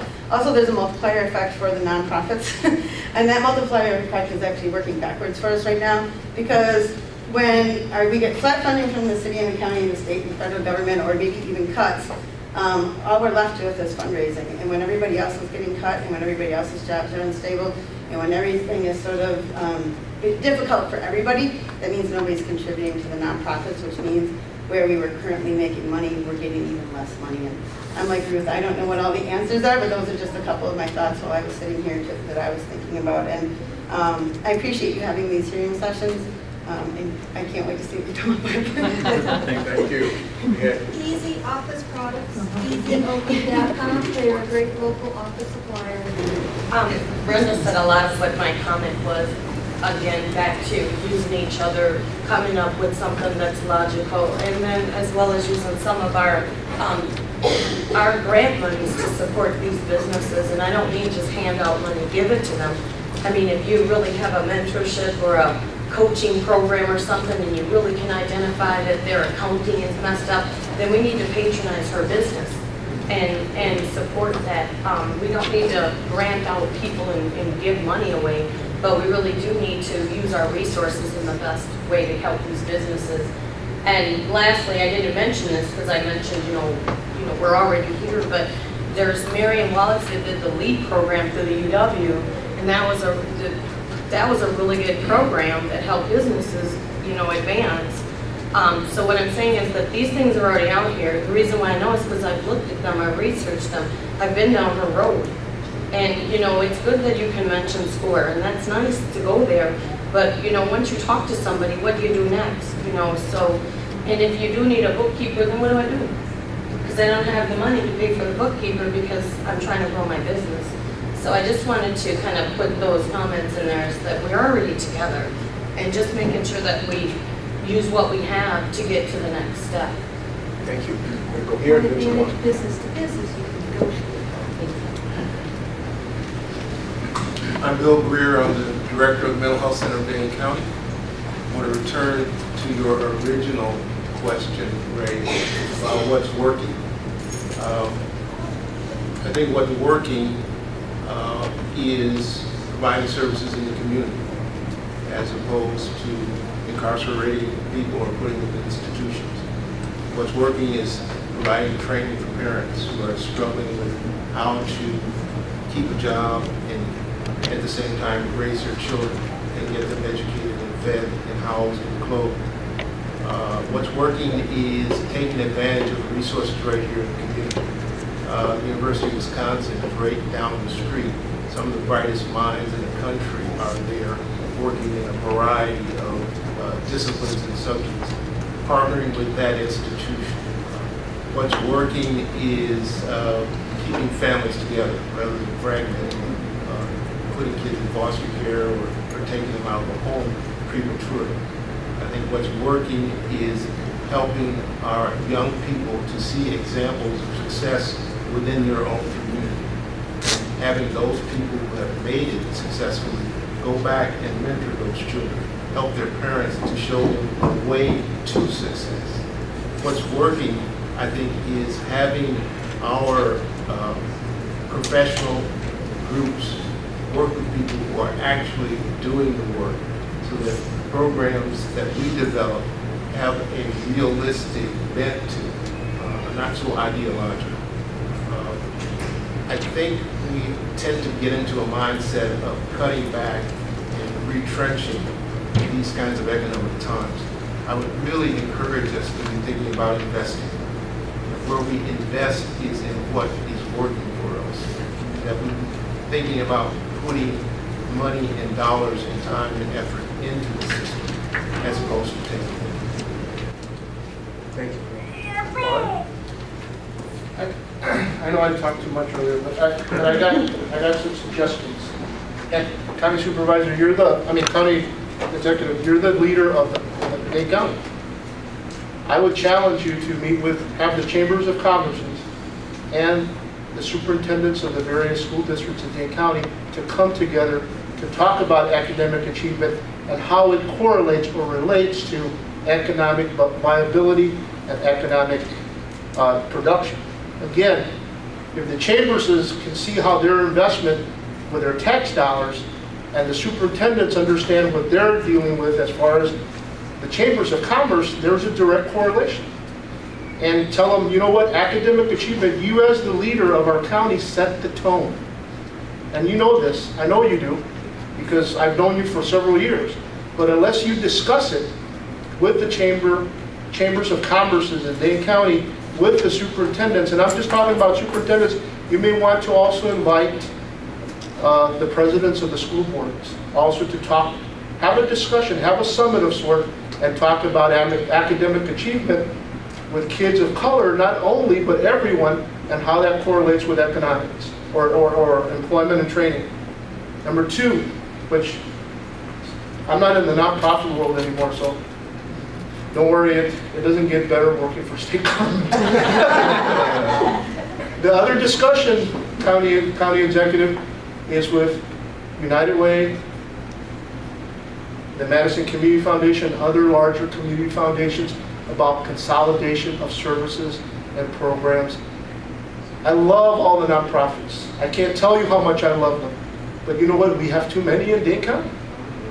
And no one wants to, he said, yeah, you're right, let's cut, but not my agency. Okay, and I know that because I was on that side of the aisle and I did that everywhere I was at. No one wants to have that discussion, and you can lead that, County Executive Parisi, in doing that as well. Let me tell you a third, again, I know that Bill Greer said what's working. I'm telling you what I want to work. The last one, and I see 3 county supervisors here. There's 3 of you right here, aren't there? You're here in Saskia. And let me tell you, and Ray, you remember this, purchasing and contracts with POSs. I don't care if it's for human services, for cleaning the streets and so forth. U.S. county supervisors and U.S. county executive should not hand out contracts to these providers until they show their commitment to the issues that are important to you, to you, to you, and to you.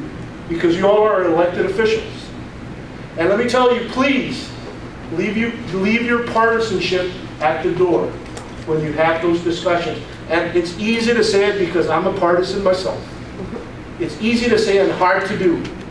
But you're a good man, you're a good man, you're a good woman, and you're a good man too. But you all need to leave your partisanship at the door, and then say what's best for our community. And of course, everybody has a different definition, but you set the tone, educationally, economically, and politically. And what a great thing if you were to do that and say, both the right and the left coming together for POSs. And again, I know you dole out millions of dollars. I know you all do. But how many of those agencies, how many of those corporations, companies that you do business with are making a commitment to what you believe in, what you believe in, what you believe in, but we all believe in? Challenge them to do that. And we stopped Ray one time.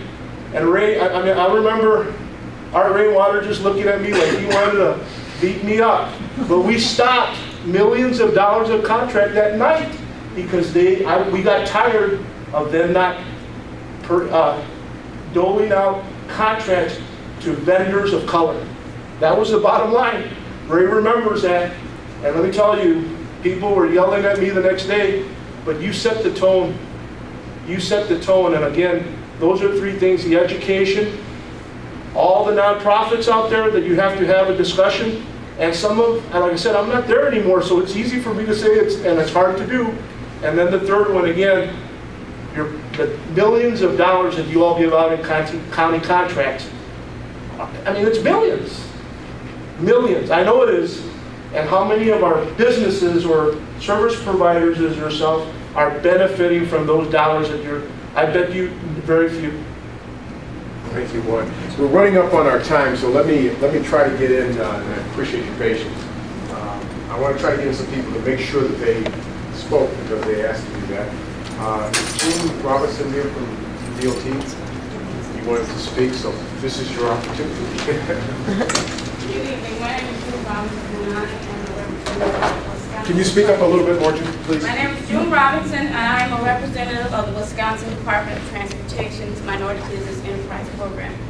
But before I speak as a representative of the Wisconsin Department of Transportation, I would like to say that I've heard a lot of interesting and thought-provoking comments and ideas and suggestions, and I've been a product of all of the issues that have been presented. And I think that the most important thing as a citizen of the United States and as a resident of Madison, I came from Milwaukee County, moved here, I've only been here 6 months, but the issues are still the same. One of the most important things that I have not heard is developing maybe a council or a consortium of people from the community, people that actually live and have to deal with the issues that we are suggesting protection or resources to and for. If we can assume what they need, but we need to hear from them exactly what they want, especially with the changes that are going on in our community, our society, and our economy. So in order to do that, we need to find a way to get them involved. It's important that we're all here, but where is the single mother who has 5 children? I was a single mother for 8 years, and I was in the W-2 system. I'm a taxpayer. I don't care about a young mother being at home, being able to go to school, and I pay taxes for her to get a certificate so that if you educate someone, you give them power to move on and to develop businesses and to help with the community. But if you don't involve them or you don't make the sacrifices or provide the resources, we'll have this discussion over and over again. So that was my soapbox, but now as representative the Department of Transportation's MBE program. I'm very proud of the position that I hold. I'm the MBE program coordinator. The Department of Transportation is governed by Chapter 16. And what we do is we spend 5% of our money with minority business enterprises. Out of all the state agencies, we have almost tripled that percentage. And one of the reasons is the involvement of the administration, our supervisors, the outreach that I do, and the services that WSDOT provides. We are the only agency that has an MBE program coordinator that is willing, or that's there to provide resources, to develop opportunities. Maybe WSDOT doesn't buy all the products and services that you offer, but my goal and WSDOT's goal is to bring an opportunity for these businesses, small businesses with major contractors, getting that face time, because if you have a conversation, WSDOT is looking for minority hotels so that we can frequent those and provide business opportunities and spend money there. So if we could get that face time and that opportunity, that's what WSDOT is doing. We have a very successful program. Out of all the state agencies, again, we have almost tripled the 5%. I have business cards, I have brochures, I'm here, I'm available. If I can't find a resource, I can help you find a resource. Thank you. Thank you. Let me try one other person, and forgive me, my eyes, I'm getting old, my eyes are getting bad. George. George, and I can't read your last name. That's me. That's you. Okay, okay, I'm sorry. Then we got one more is Silk. Okay, Smoke. So we got everybody. So let me come back, because we're getting close to the time. So I would ask those of you who want to speak, we'll get you all in, but if you'd be respectful of the time and try to limit your marks to 2 minutes or so. So you had your hands up first. I will go, well, I want to go to you first because you haven't spoke yet. Then I'll come back to you and to you, and I won't cap you. Okay. My name is Baltasar Diana Santana. I work for the Latino Academy of Workforce Development, and I'm also a board member of the Latino Chamber of Commerce. I didn't want to say anything at the beginning because Juan Jose portrayed the whole Latino thing here. I just want to say that at the community center where I work, as part of the Latino Academy of Workforce Development, we have many, many Latinos who come with a little money to try to open a business. It's very, very, very hard for them, for various reasons, to get loans. And again, we have some people who have, and I tell them, I ask them, how much money are you willing to put into the business? They say $5,000. The issue that we're having here, I believe, is that we're talking about two different types of business. The big business that will require an accountant and a banker. And the small business, the ones that just want to make sure that they have to pay for their children's education. You know, and one of my coworkers told me, you know, this year we're going to open 5 businesses. And I said, no, it's not just open the businesses, it's helping them to continue. And, you know, I just want to let you know that, you know, wherever you go, there is a Latino business, especially if you go to a restaurant, and a minority business. And again, I'm talking about the Latino community because I'm Mexican. But I just want to let you know that I think we just have to help the small businesses to cross from the small into the big. There is, you know, we're just losing our people right there. You know, and I'm sure if there are opportunities, if we have big businesses, I don't know why we are just not doing that. You know, and I'm not talking about billions of dollars. I'm just talking about $10,000 profit, $20,000 profit. One thing that Juan Jose once told the Latino Chamber of Commerce, he said, we have to think big, you know, which is great. It's true, and I do agree with him. But also, we have to take care of the little ones, the ones that only have $100, that want to invest $100 to create $200, $300. Thank you very much. Thank you. George? Yeah, just one question I had, and that is, prior to moving to Madison, moving to Wisconsin, I basically worked for 20 years in Chicago's inner city. And what I saw there between probably 1968 and 1980 was a number of really interesting models on economic development. I mean, Bethel New Life on the west side, Industrial Areas Foundation did a bunch of work on the north side, the alternative schools were doing job training program and building trades and other types of things. I don't know how any of that would translate into a far smaller community. You have to realize that in Chicago, I mean, if you take 1 square mile of the west side of Chicago and decide to address their problems through economic development, that's the equivalent of probably like 25% of the population of Dane County, except they're all black or they're all Latino and they're all poor.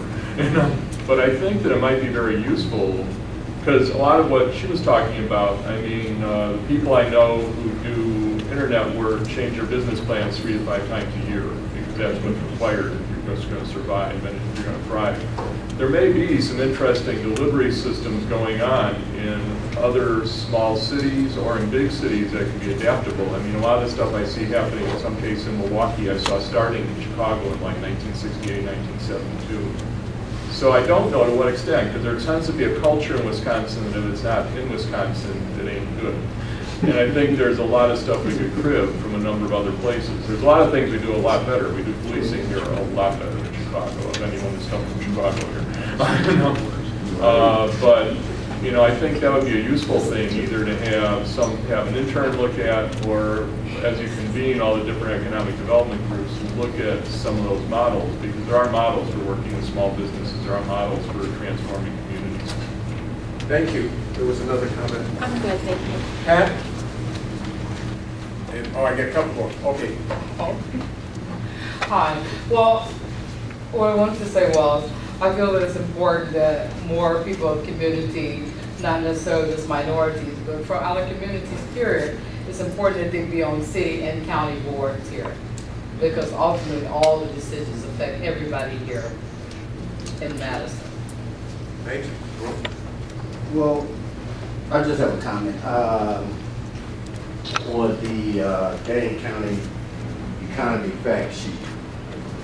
And this is, you know, this tells me that this is a great place to live. It is a great place to live, low unemployment, decent household median income. And I just feel that not enough people who I know or who I've come in contact with daily are part of this Dane County that I'm seeing here. And I'd like to just see us grow and more people get a piece of this life that is so great on this paper. Appreciate this. Pat? Do you have a comment you want to make? No, this is amazing, is my comment. I've sat through it before. You guys are absolutely amazing. That's my comment. Let me see if I can kind of summarize it. I'm going to start with my favorite, which is access.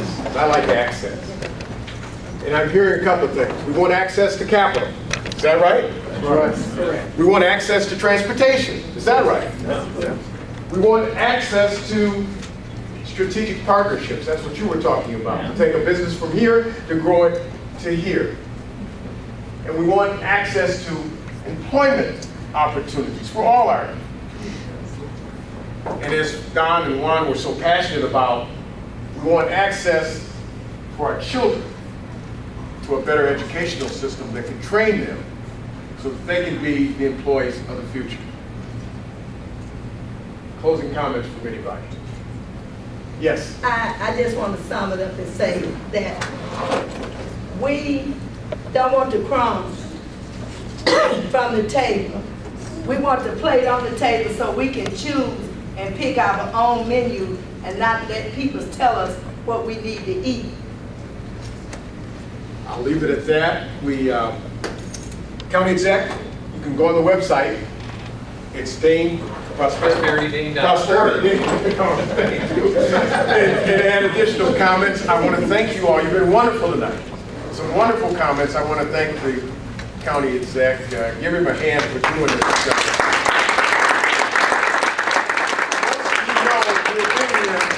We haven't had many top elected officials who even knew how to spell economic development. That's not a partisan comment, Juan. But we thank you for doing this tonight. Now that it's closed. Thank you, and thank you, Brady. What a great job you did tonight.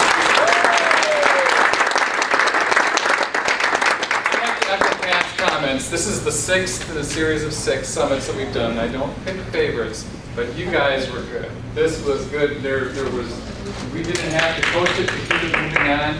There are a lot of issues, and sometimes when you get in a forum like this, you know, we talk a lot about what needs improvement, what our challenges are, what our problems are. And you know, sometimes that can weigh you down and you think, oh my God, it's so depressing. But you can't fix a problem until you understand it. My wife, I don't know if she'll like that I'm telling the story or not, but about 9 years ago, we were in a parade together when I was in the legislature. She tripped and she hurt her ankle. And it was my fault, of course, because it was my parade. And for 8 years, she's had a sore ankle and barely able to walk, and she couldn't figure it out. And so last week she went in and they cut open her foot and they found a couple of split tendons and they sewed it back together. And sorry for the imagery, but you know, they had to get in there and they had to find out what the problem was before they could fix it. And that's part of what we're doing tonight. We have to lay it all on the table. We have to talk about what's working, what's not working, so we can get at it. And this is the first, or the sixth, if you want to look at it that way, of the summits, but the first with the small business and the minority community of what I hope is an ongoing conversation. There's so many people in here who I know personally who care so deeply about this community, and I thank you for caring so much and for being here tonight. And I look forward to continuing our conversation, taking all of the information that we've gathered and creating our economic development entity and continuing to tackle these issues. So thanks so much again for taking all the time to be here tonight. I appreciate it.